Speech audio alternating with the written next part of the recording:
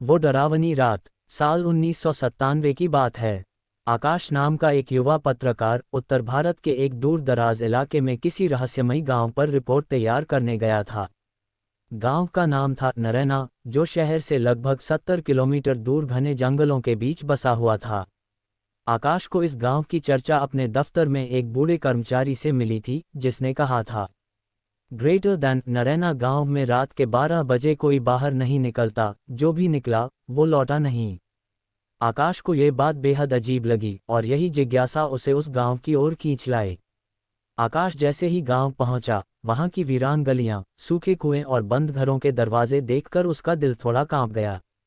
गांव के लोग उससे बचते हुए नजर आए, किसी ने आंख नहीं मिलाई। फिर उसे एक बुजुर्ग मिले, पंडित माधवराम। उन्होंने पूछा, ग्रेटर दैन क्यों आए हो बेटा इस उजड़े गांव में?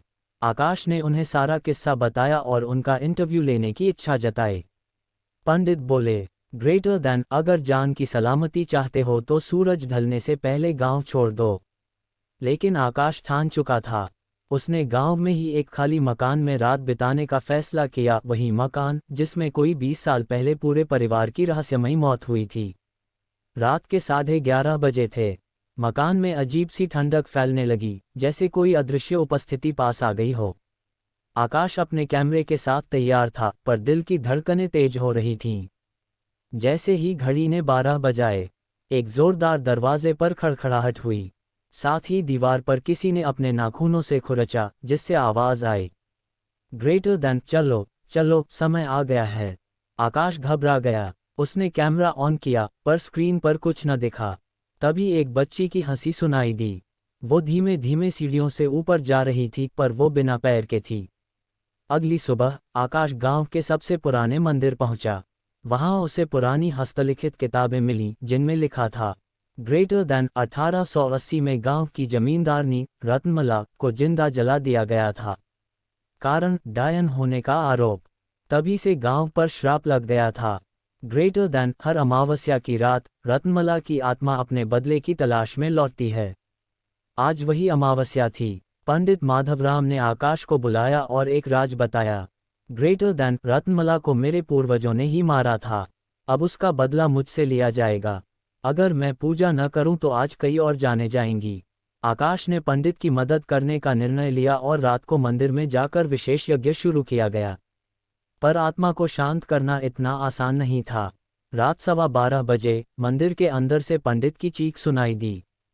आकाश भागकर अंदर गया। मंदिर के बीचों बीच पंडित हवा में झूल रहे थे और उनका गला कोई अदृश्य ताकत दबा रही थी। आकाश ने कैमरा चलाया। स्क्रीन पर एक महिला दिखी, जो आग में जलती जा रही थी और कह रही थी, ग्रेटर दैन मुझे न्याय दो, मुझे न्याय दो। आकाश ने बहादुरी से कैमरा नीचे रखा और आत्मा से बोला, ग्रेटर दैन मैं तुम्हें इंसाफ दिलवाऊंगा, बस छोड़ दो पंडित को। रत्नमला की आत्मा शांत हुई। पंडित नीचे गिर गए। आत्मा ने कहा, ग्रेटर दैन सच उजागर करो, मेरे जलाए जाने की सच्चाई सबको बताओ, तब तक मैं मुक्त नहीं होऊंगी। अगले दिन आकाश ने पूरी रिपोर्ट बनाई। उसने रत्नमला के जलाए जाने का सच, गांव वालों की साजिश और आत्मा की सच्चाई को कैमरे में रिकॉर्ड कर समाचार चैनल पर दिखाया। पूरा देश हिल गया। सरकार ने जांच बैठाई। गांव में एक स्मारक बनवाया गया और रत्नमला को देवी का दर्जा दिया गया। 1 साल बाद आकाश दोबारा नरैना गांव गया। वहां की हवाओं में अब डर नहीं, शांति थी। मंदिर में रत्नमला की मूर्ति के आगे दीप जल रहा था। उसी रात आकाश को सपने में रत्नमला आई, ग्रेटर दैन अब मैं मुक्त हूं, धन्यवाद। और आकाश की आंखों से आंसू बह निकले।